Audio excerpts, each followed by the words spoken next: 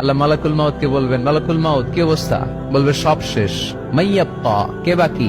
মালাকুল মাউত বলবে জিনেরা বাকি, যাদেরকে দেখা যায় না। আল্লাহ বলবেন জিনদেরকেও শেষ করে ফেলো, রুহু কবজ করো। মালাকুল মাউত আজরাইল জিনদের রুহু কবজ করবে। আল্লাহ এবার জিজ্ঞেস করবে, ইয়া মালাকাল মাউত আখবিরনি মাইয়াপ্পা, এবার বলো আর কে বাকি? মালাকুল মাউত বলবে, আল্লাহ মানুষগুলো সব শেষ, জিনগুলাও শেষ, এবার বাকি ইবলিস শয়তান। কে বাকি? ইবলিসরেও শেষ করো, ইবলিসও শেষ। আল্লাহ আবার জিজ্ঞেস করবেন, ইয়া মালাকাল মাউতি মাইয়াব্বা, আর কে বেঁচে আছে বলো? মালাকুল মাউত বলবে, আল্লাহ আপনার কথা অনুযায়ী পৃথিবীর সব মানুষের রুহু কবজ করলাম, সব জিনদের রুহু কবজ করলাম, ইবলিসের রুহু কবজ করলাম, এখন আছে শুধু ফেরেশতা। আছে কারা? যাও ফেরেশতাদের রুহু কবজ করো। ফেরেশতাদের রুহু কবজ হয়ে যাবে। এবার আল্লাহ জিজ্ঞেস করবেন, ইয়া মালাকাল মাউত আখবিরনি মাইয়াব্বা। মালাকুল মাউত বলবে, আল্লাহ আপনার কথা মতো ধরে ধরে সব শেষ, ফেরেশতাও শেষ, 4 জন ছাড়া। কয়জন ছাড়া? জোরে বলেন, কয়জন ছাড়া?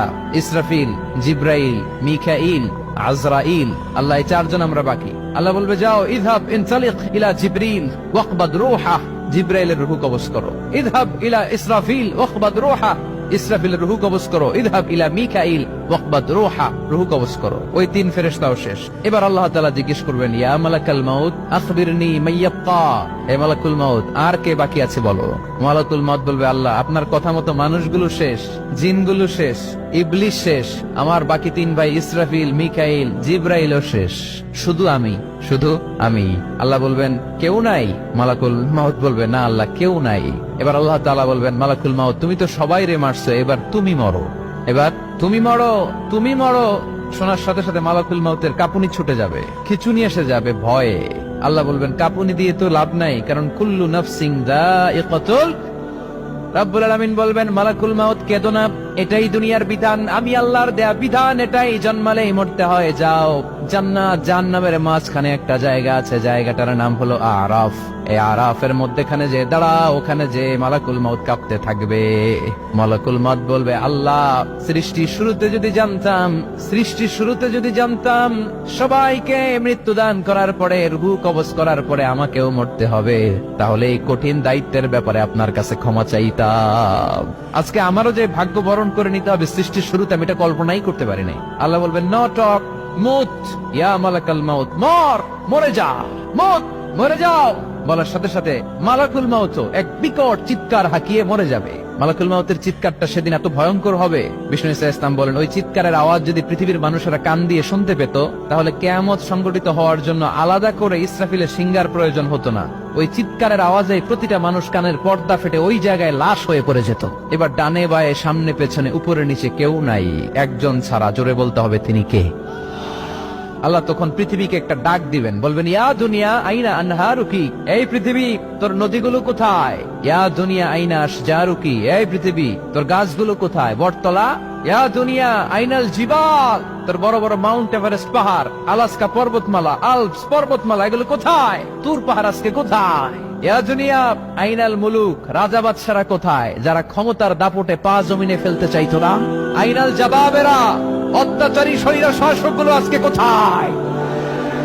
কোথায় আজকে? কোনো আওয়াজ নাই।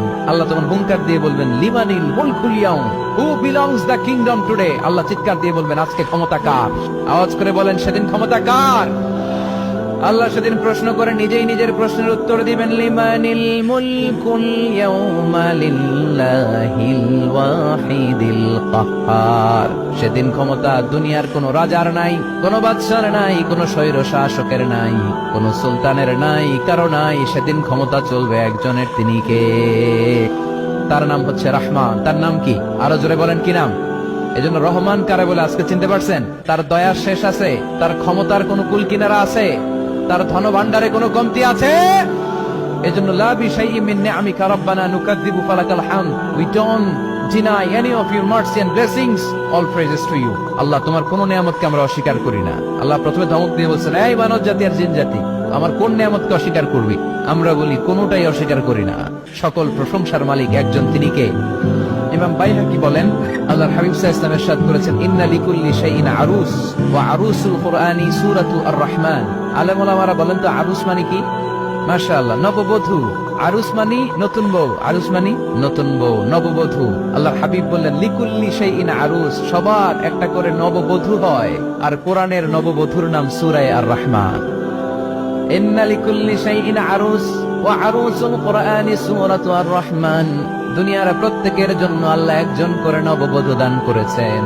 আল্লাহর কোরআনেরও একটা নববধূ আছে, এই কোরআনের নববধূর নাম সূরা আর রহমান। কোরআনের নববধূ, কোরআনের নতুন বউ, কোরআনের নতুন বউ। কেন আল্লাহ এত সূরা থাকতে 114টা সূরা থাকতে আর রহমানকে কোরআনের নববধূ বললেন? এর কারণ নববধূ যেমনি বাসর রাতে হাতে পায়ে আলতা মেখে, বেনারসি শাড়ি পরে, জুয়েলারি অর্নামেন্টস পরে, পার্লারিং করে, মেকআপ করে হাজবেন্ডের জন্য নিজেকে উজাড় করে সাজায়, ঠিক তেমনি আল্লাহ তাআলা এই দুনিয়াতে আমাদেরকে কি নেয়ামত দিয়েছেন আর আখিরাতে কি কি নেয়ামত দিবেন, এই বর্ণনা দিয়ে এই সূরাটাকে আল্লাহ উজাড় করে সাজিয়ে দিয়েছেন। এজন্য এই সূরার নাম হচ্ছে আরুস আল কোরআন। কোরআনের নববধূ, সবকিছুর নববধূ আছে। আর কোরআনের নববধূর নাম সবাই বলেন আর রহমান।